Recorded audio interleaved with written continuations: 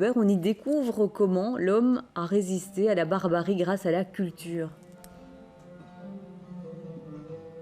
Oui, Muriel, l'art sous les bombes ou comment crée-t-on en temps de guerre, que ce soit pendant la Première Guerre mondiale, puisque la guerre 14-18, eh bien, c'est le point de départ de ce festival, ou alors comment crée-t-on aujourd'hui en temps de guerre, en territoire occupé, comment survit-on grâce à la culture face à la barbarie? C'est vraiment la question centrale qui a guidé ce festival. C'est un premier festival ici à la Maison de la Création. Alors Jacques-Yves Ledoc, vous êtes le directeur de la Maison de la Création. La particularité de ce festival, c'est qu'il met en relation des artistes avec le public à travers des échanges, des discussions très concrètes. Absolument. L'idée, c'est qu'effectivement, il y a 100 ans, on a connu ici une période terrible.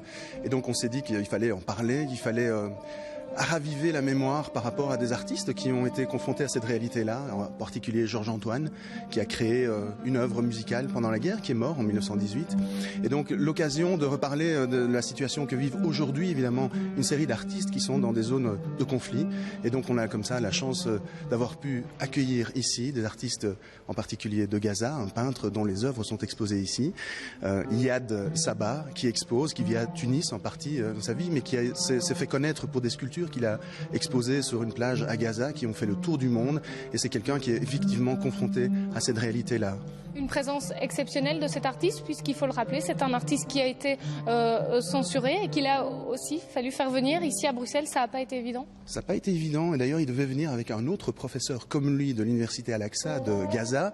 Et malheureusement, nous n'avons pas pu obtenir le visa pour Mohamed Moussalam, qui est resté là-bas. On espère l'avoir lors d'une prochaine édition de ce festival créé sous les bombes, qui vise vraiment à réduire la distance dans le temps avec ces artistes qu'on aurait pu facilement oublier et qui ont vécu ça en 14-18 ici dans nos régions, et également des artistes qui sont là, qui viennent d'Irak, comme le musicien qu'on écoute pour l'instant, qui est formidable, qui joue du oud.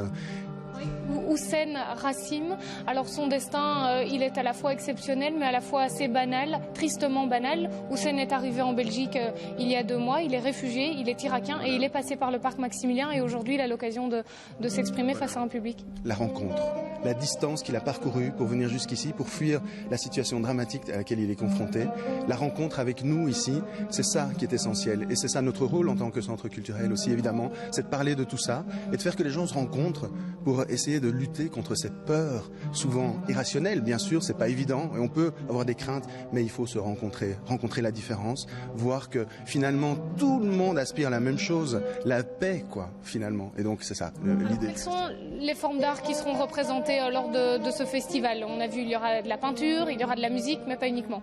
Voilà, alors il y a une compagnie qui va mettre en scène un texte d'une rescapée des camps de concentration, c'est pas rien, et donc qui a travaillé dans les camps à l'écriture comme acte vraiment de survie.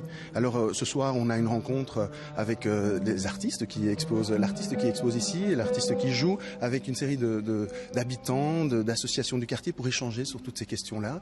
On a aussi le concert d'Oxalis qui va interpréter l'œuvre de Georges Antoine. Merci beaucoup Jacques-Yves Ledoc. Alors je rappelle, ce festival qui démarre donc ce soir, c'est jusque mercredi inclus. Ça s'appelle l'art sous les bombes. Ça se déroule à la Maison de la Création, place Boxtel. Et puis c'est un festival gratuit aussi, c'est important de le souligner. Je vous laisse maintenant en compagnie de ce musicien irakien. Il s'appelle Houssen Rassim.